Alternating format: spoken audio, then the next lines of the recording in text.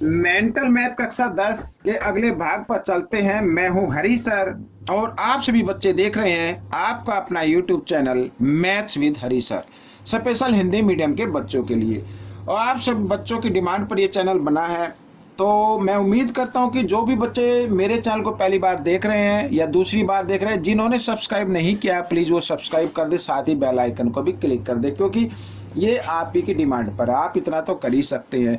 साथ ही वीडियो अच्छी लगे तो उसको लाइक भी कर दे। आइए करना शुरू करते हैं। यहाँ पर देखो, यदि द्विघात समीकरण ए एक्स की घात 2 जमा बी एक्स जमा सी बराबर 0 का एक मूल दूसरे मूल का 3 गुना हो, ठीक है, दूसरे मूल का कितना हो, 3 गुना हो, इसमें लिखा 3 गुना, ठीक है। और यहाँ पर हम देखेंगे तो इनका अनुपात हमें बताना है, ठीक है, तो अनुपात हमें बताना है। अब देखो यहाँ पर मान लो एक अनुपात यहाँ पर माना एक मूल 1 है तो दूसरा 3 होगा, यही होगा। अगर मूल 3 गुना है, अगर 1 है तो दूसरा क्या होगा, 3 गुना होगा। तो सबसे पहले मूलों का योग, तो मूलों का योग अगर हम ज्ञात करें, यहाँ पर मैं लिख लेता हूं मूलों का योग। तो मूलों का योग होता है 1 जमा 3, ठीक है, यानी क्या होगा, घटा b बटे a होगा, यही तो होगा मूलों का योग, ठीक है। अब यहाँ पर 3 और 1 को अगर हम जमा कर दे तो 4 आएगा, यानी घटा b, और a कुछ नहीं है तो a तो 1 मान लो आप। यानी कि यहाँ पर अगर मैं लिखूं तो b घटा का, इस घटा के निशान को आप इधर लगा दीजिए, तो b की वैल्यू आ गई घटा 4, ठीक है। अब आगे हम करते हैं मूलों का गुणनफल, तो लिख लेते हैं मूलों का गुणनफल। मूलों का गुणनफल तो 1 गुणा यहाँ पर 3, ठीक है। मूलों का गुणनफल क्या होता है, c बटे a होता है, c बटे a होता है। तो 3 एकम 3 बराबर c। अब ये c 3 के बराबर आ गया तो a कुछ नहीं है तो a को 1 ही मान लेना आप। अब हमें जो ज्ञात करना है वो ज्ञात करना है b की घात 2 जमा अनुपात ac, ये तो b क्या है, घटा 4 है, तो घटा 4 को 2 बार गुणा करो, अनुपात का निशान लगाओ, a 1 है और c क्या है 3, तो घटा 4 को 2 बार गुणा कर दो, 16 अनुपात 3 एकम 3, यहाँ पर ये आ गया, तो ये आपका उत्तर बन गया। आइए करते हैं अगला प्रश्न। यहाँ पर अब प्रश्न नंबर 32 क्या कहता है, इसको भी हम देख लेते हैं। एक द्विघात समीकरण, यहाँ पर एक द्विघात समीकरण दिया हुआ है का एक मूल दूसरे मूल का 6 गुना है, तो k का मान बताओ। अब ये जो प्रश्न है पहले प्रश्न से थोड़ा सा अलग है, ठीक है। अब उसमें जो दिया था मैं आपको बताता हूँ, यहाँ पर ये जो द्विघात समीकरण होता है उसकी फॉर्म में दिया हुआ था, फॉर्म दी हुई थी, लेकिन यहाँ पर ये समीकरण दिया हुआ है। अब यहाँ पर हम मान लेते हैं, माना पहला मूल अगर a है तो दूसरा 6 गुना है, तो दूसरा क्या होगा, यहाँ पर लिख लेता हूँ, दूसरा मूल 6a हो जाएगा, 6 गुना है तो, ठीक है। अब मूलों का गुणनफल या योगफल पहले लिख लो, मूलों का योगफल, ठीक है, मूलों का योगफल। यहाँ पर हम एक चीज देख रहे हैं कि हमें क्या ज्ञात करना है, k का मान ज्ञात करना है। क्या करना है, k का मान ज्ञात करना है, ठीक है। तो आइए मूलों का योगफल लिख लेते हैं। मूलों का योगफल क्या होता है, मूलों का योगफल होगा जो हमने मूल लिए हैं उनको जमा कर दीजिए इस तरीके से, और ये होता है घटा b बटे a के, घटा b बटे a, यानी घटा और b का मान घटा 14 है इस तरीके से, और a तो क्या है, k है ये, ठीक है। अब 6a और 1a 7a हो गया बराबर, यहाँ पर घटा घटा जमा 14k हो गया इस तरीके से, ठीक है। अब देखो अगर a का मान निकालना है यहाँ पर, तो a बराबर 14 और यहाँ पर 7 गुणा के रूप में इधर आकर ये भाग के रूप में आ जाएगा, तो 7 एकम 7, 7 दूनी 14, ठीक है। ये a का मान आ गया, a बराबर 2 बटे k, ये a का मान आ गया। अब मूलों का गुणनफल इधर लिख लेते हैं, मूलों का गुणनफल। मूलों का गुणनफल क्या होता है, ये जो हमने मूल लिए थे इनको हम गुणा कर देते हैं इस तरीके से, और होता है सी बटे ए। सी क्या है 8 और ए क्या है के, तो 6a को a की गुणा करेंगे, 6a की 2 बराबर 8 के। ठीक है, इस तरीके से आ गया। अगर यहाँ पर हम a की घात 2 का मान निकाले तो 8 बटे 6 के हो जाएगा। ठीक है, 2 से आप चाहे तो इसको काट सकते हैं, 2 तिया 6, 2 चौक 8। अब हम एक चीज देख रहे हैं यहाँ पर कि यहाँ पर तो a का मान दिया हुआ है 2, और यहाँ पर जो a की घात 2 का मान दिया हुआ है। ठीक है, तो आप या एक काम कर सकते हैं, इसे भी a की घात 2 का मान मान लो, या इस मान को a की जगह पुट कर दो, किसी भी तरीके से कर लो, आपका आंसर आ जाएगा। तो यहाँ पर आइए अब a का मान हम इस a की जगह पुट कर देते हैं, तो 2 बटे के, लेकिन यहाँ पर तो वर्ग है तो वर्ग लगा देंगे और इधर लिख देंगे 4 बटे 3 के, इस तरीके से।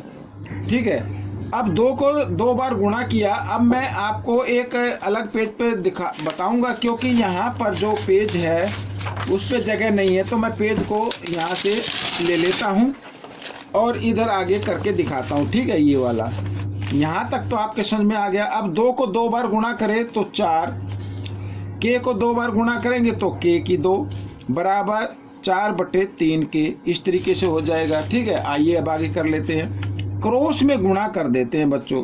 तो 4 के की 2 और बराबर 4 तिया 12, 12 के हो गया। अब 4 के की 2 और 12 को इधर ले आए तो घटा 12 के बराबर 0 के रख सकते हैं। कॉमन निकाल लीजिए इसमें से 4, और दोनों तरफ के भी है तो के भी आ जाएगा। यहाँ पर एक के बचा, घटा और 4 के पार्ट में आएगा 3 पे बराबर 0।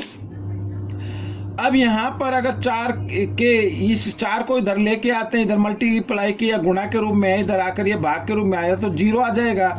अब इस के का मान क्या आएगा, के बराबर यहाँ घटा 3 है, इधर आकर ये जमा 3 हो जाएगा। तो बच्चों ये आपका आंसर बन गया। अब करते हैं अगला प्रश्न यहाँ पर। ठीक है, ये प्रश्न देखो। अब ये प्रश्न क्या कहता है, पढ़ लेते हैं। यदि अल्फा और बीटा या ए और बी, आप इसको समझ ले, द्विघात समीकरण x की घात 2 घटा 4x जमा 3 बराबर 0 के मूल हो, तो यहाँ पर ये जो मान दिया हुआ है या समीकरण दिया हुआ है, इसका मान बताना है हमें। ठीक है, अब सबसे पहले हम मूलों का योग निकाल लेते हैं बच्चों। मूलों का योग, अगर इस तरीके का कोई क्वेश्चन आए, प्रश्न आए, तो मूलों का योग निकालो पहले। तो मूलों का योग यानी ये आ गया जमा बी। भाई ये मूल है ना, तो मूलों का योग ये होगा। लेकिन होता क्या है, घटा बी बटे ए होता है, और यहाँ पे घटा बी क्या है, घटा 4 है, ए क्या है 1 है, तो घटा घटा जमा 4 बटे 1 आ गया। यानी मूलों का योग कितना आ गया, 4 बटे 1 आ गया या 4 आ गया।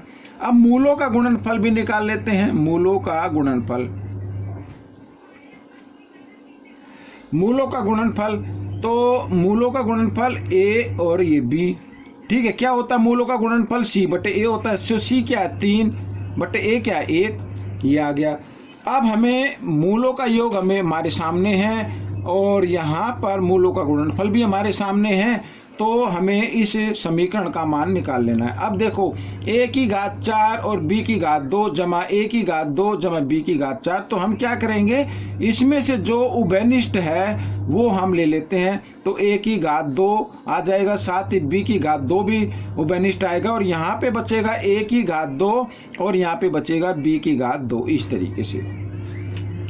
अब a यहाँ पर इसको हम लिख सकते हैं a और b, ठीक है, की घात 2, और यहाँ पर a की घात 2 जमा b की 2, तो इसका ये बराबर होगा a जमा b की घात 2 और घटा 2a और b के बराबर होता है। ठीक है, अब यहाँ पर ये a जमा b लिखा तो a जमा b का मान रखना है, और जहाँ पर a b लिखा वहाँ पर a b का मान रखना है। तो यहाँ पर a b है तो 3 रख दीजिए, तो 3 की घात 2 ब्रैकेट बनाए। यहाँ पर a जमा b है 4, तो 4 रख देते, 4 की घात 2 घटा 2, और इधर a भी है तो a b का मान फिर रख देते हैं 3, इस तरीके से इधर कर लेते हैं।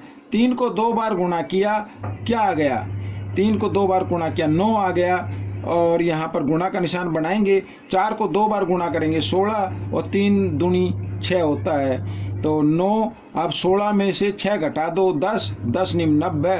ये आपका उत्तर आ गया बच्चों। इस तरीके से ये सवाल हो गया। आइए करते हैं अगला प्रश्न। अब देखो ये क्या कहता है, यहाँ पर देखो k का वह मान बताओ जिसके लिए द्विघात समीकरण के वास्तविक मूल न हो। वास्तविक मूल नहीं होते अगर d से बड़ा ये 0 आ जाए। यदि इधर कोई संख्या d से बड़ी आती है तो वो वास्तविक मूल नहीं होते। तो आपको क्या करना है, d वाला फॉर्मूला यूज करना है और निकाल लेना है। तो d वाला फॉर्मूला क्या कहता है, b की घात 2 घटा 4ac इस तरीके से बराबर, यहाँ पर मैं अभी 0 रख लेता हूँ, ठीक है ना। अभी क्या रख लेते, 0 रख लेते हैं। अब b क्या है, 5 है, तो 5 की घात 2 घटा 4, a क्या है 1 है और c क्या है, यहाँ पर घटा 16 है, तो इस तरीके से बराबर 0। 5 को 2 बार गुणा किया 25, और यहाँ पर बच्चों घटा घटा क्या होता है, जमा होता है, ठीक है। 16 चौके 64 आ गया इस तरीके से, और बराबर यहाँ पर 0, ठीक है।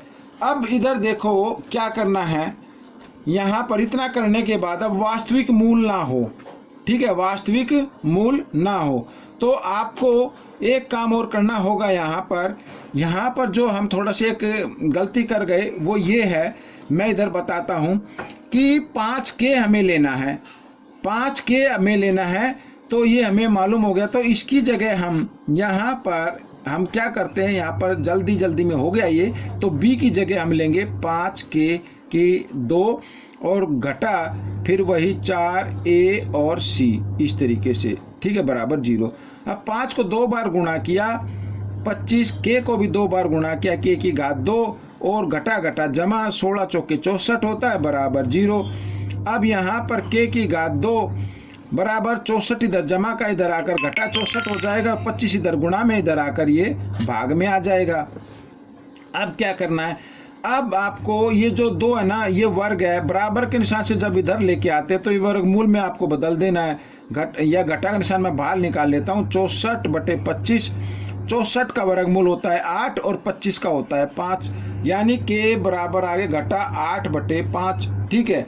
ये आपका उत्तर आ गया। अगर आप चाहे तो लिख सकते हैं इसको इस तरीके से, देखो यहाँ पर ये घटा 8/5, इससे बड़ा k का मान और इससे बड़ा जो होगा वो जमा में आएगा 8/5। तो ये इस तरीके से आप कर सकते हैं। अगर इतना नहीं करना, इतना भी कर दिया तो भी आपका जो प्रश्न है वो ठीक रहेगा। आप करेंगे प्रश्न नंबर 35। देखो क्या कहता है, यदि द्विघात समीकरण 2x की 2 जमा kx जमा 4 बराबर 0 का एक मूल 2 हो तो दूसरा मूल बताओ। एक मूल तो दिया हुआ, दूसरा मूल बताना है। अब मैं थोड़ा छोटे तरीके से बताता हूँ। माना दूसरा मूल हम a मान लेते हैं, माना दूसरा मूल क्या मान लेते हैं, a मान लेते हैं। अब k का जो मान दिया हुआ है वो b पर दिया हुआ है, a b c, ठीक है ना। तो दूसरा मूल हमें बताना है। अब हम या तो इस b से ले लो, थोड़ा लंबा होगा, अगर c से लेंगे तो थोड़ा छोटा हो जाएगा। दूसरा मूल a है, पहला मूल 2 है, हमें तो दूसरा मूल बताना है ना। तो मूलों का गुणनफल थोड़े छोटे तरीके से कराता। मूलों का गुणनफल क्या होगा, ये इनको गुणा कर दिया भाई, 2a हो गया मूलों का गुणनफल। लेकिन होता क्या है, c/a होता है। तो c क्या है 4 और a क्या है 2, 2 से काट दे, 2 एकम 2, 2 दूनी 4, तो a बराबर 2, 2 इधर गुणा में था, इधर भी आ गया भाग के रूप में, 2 एकम 2, तो यहाँ पर आ गया a।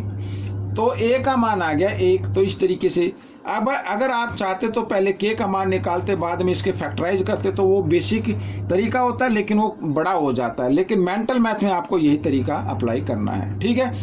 तो बच्चों ये प्रश्न पूरा हो चुका है। आपको कैसा लगा मुझे ज़रूर बताएं और इसमें से सीखकर दूसरे बच्चों को ज़रूर सिखाना है। अगले मिलेंगे अगले भाग में, तब तक आप प्रैक्टिस करते रहें।